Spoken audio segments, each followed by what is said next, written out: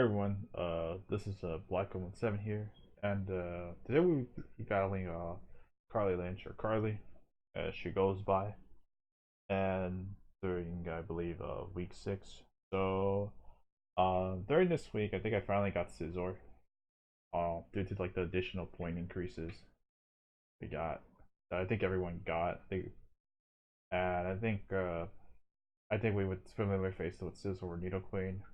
I feel like this team is a lot more compacted, if you ask me. So, I think at this point, in the season, I think I was like 4 and I think I was like 4 and 1, and I believe she was like 2 and 3 or 3 or 2, one or the other. But either way, Harley's team is pretty scary if you think about it.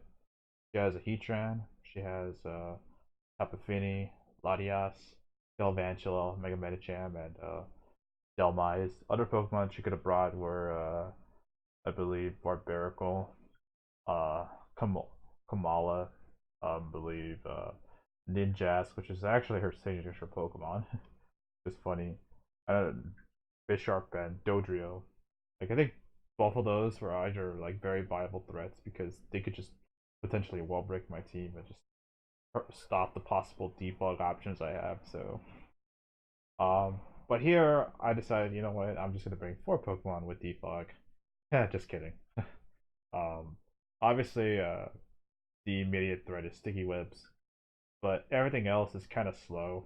Or everything on my team is kind of slow except for Tapu Koko. But Tapu Koko is kind of like geared for this situation in a weird way because for this week I decided to have Tapu Koko be more specially defensive.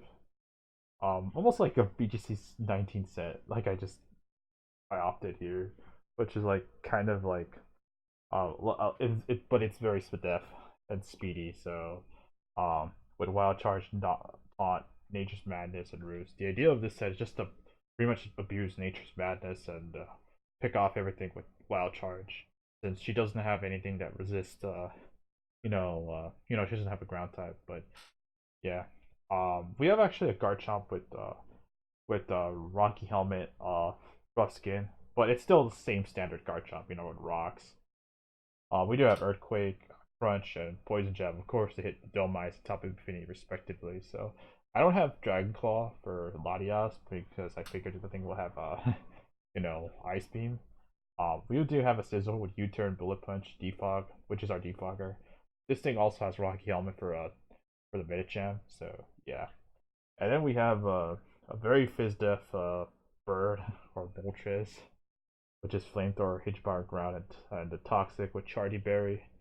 Florges is about the same. Only difference is that instead of Heal Bell, I have Hitchbar Ground, but same set.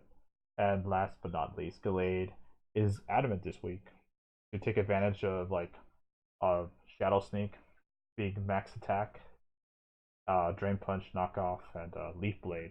So, um, yeah, that's about it.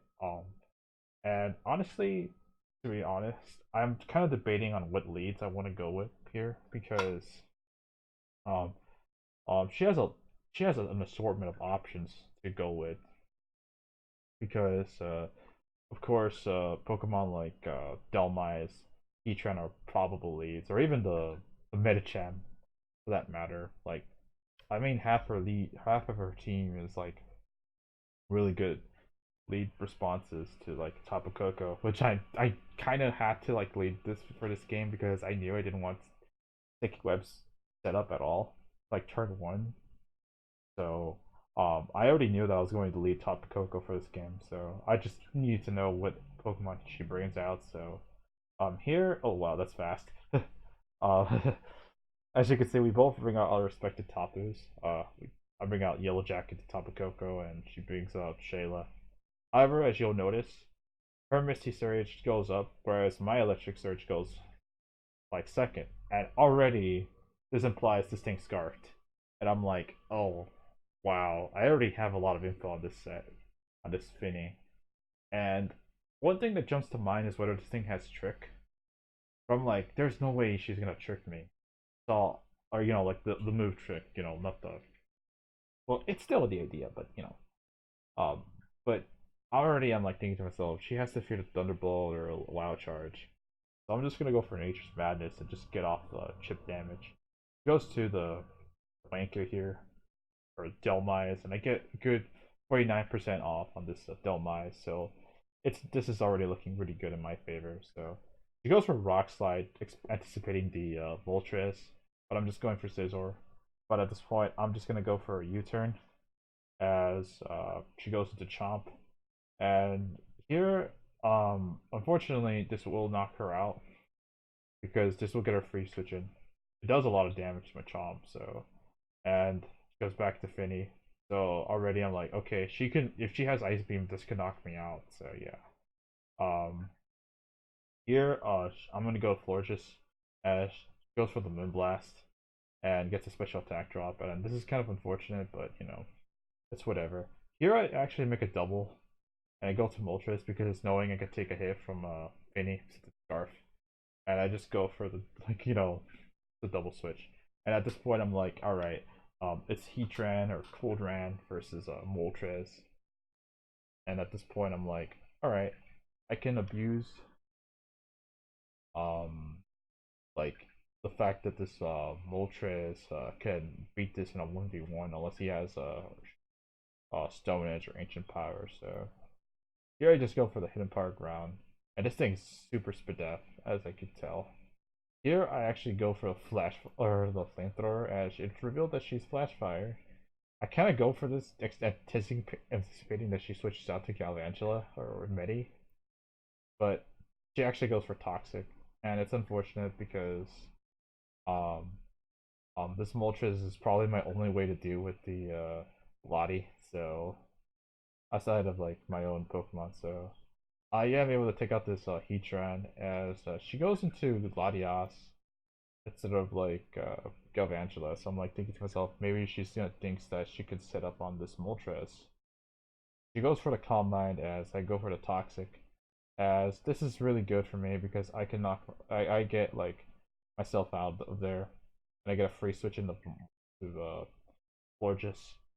So here she goes for the Thunderbolt as she doesn't it doesn't look like she has a psychic coverage or recovery, one of the two, because she already like, well, she does have Thunderbolt, but like probably for my Suicune, but it's kind of weird that she doesn't have like Side Shock. So um and at this point she goes for the Ice Beam.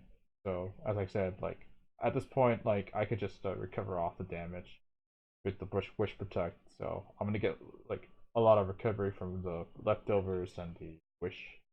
So um, at this point, it's just it's a 3v uh it's a 3v 5, but at this point it's looking in my favor. So she goes for Sticky Webs as I get a crit onto the Gigantula. I'm not so sure if it mattered because I think I still two shot. She goes for Thunder. Thankfully, I don't get paralyzed, and I get rid of Gigantula. So, and at this point of the game, I am really in a commanding spot if you think about it. Um, I already have a lot of momentum going, or she has momentum and can still like pull it off, but like I still have Garchomp, Scizor with Rocky Helmet, and Coco is pretty much specially defensive to handle the Finny, so she can't, and also Florges as well. So, and I always have Shadow Sneak on Gallade, so the idea is to try to get enough chip damage for Gallade to win this game with Shadow Sneak against the Medicham and have a specially defensive Mon, against her Finny, whether it's like Coco, Florges, or Scizor, one of the two, or just get Scizor to defog for so that way like Gallade can just like win. And also, if she locks herself into Moonblast, then Scizor wins, and that's it. So here she Mega Evolves, and I actually go for the attack, thinking that I couldn't be like like too passive here since I've been playing a little bit like that for the past like several turns now. So now I felt making an aggressive play was fine, but here I just decided to finally go for the protect. And she reveals the poison jab, and at this point she actually switches out to Finny, and I'm not so sure on what basis exactly. But like this does help me get me back some leftovers. And of course, you could always like drop the special attack on my Pokemon, but this actually helps me out because obviously I'm gonna get more recovery. So I don't mind if she drops my attack since this thing is scarfed. So all I need to do is just get this thing healthy as much as possible. So versus the Medicham, because all I need again, I just need chip damage on Medicham as she does get the Spadef drop or special attack drop. But at this point, I just kind of don't care because I just want this thing. I want to get as healthy as possible just to take on like the Medicham. So here I finally like knock out the Finny, and as I get to like 100% HP, so yes, I am -1, but I'm able to ensure that this thing will get some chip. She goes for Poison Jab finally, as uh as that would have like knocked me out like the turn like earlier. So it does 75%, but that's already within range of Shadow Sneak. So at this point, I already know I can win this game. So I just go to Scizor because I also calc that it could also knock it out from here. So and even if it lives, I have Rocky Helmet. So yeah, that is gonna be GG.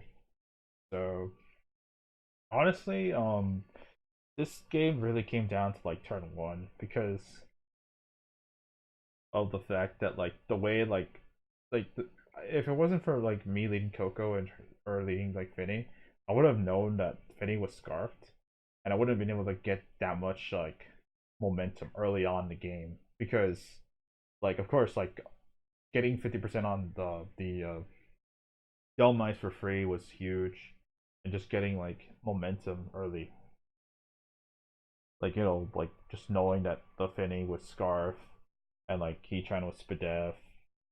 Also, Fortress was huge, being able to take out most of her team as soon as like or just either take on or just wall most of her team. If you think about it, like Fortress is probably like the biggest like factor here because like once Heatran fell, like I just was able to like punch like pretty much I wouldn't say punch a hole, but it was just like Fortress just held firm, whereas like my other Pokemon would just on standby just to like just pick off everything else, especially with Scizor and Gallade.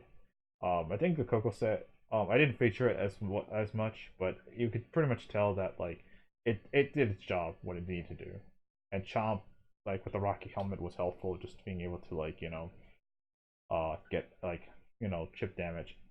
I would have preferred if I got rocks up, but um I kind of like also enjoy the way we played this. Enjoyed like how it turned out at the end. So, all right, I had to edit that out. So, the only other mistake I think I made was like going for flamethrower on the Heatran because fun fact, we did allow like body Heatran this league. I don't know as to why, but we just decided we just allow flame body Heatran since it's likely going to be gone. So it wasn't anything different than adding Floette Eternal or like Mega Kangaskhan. So yeah.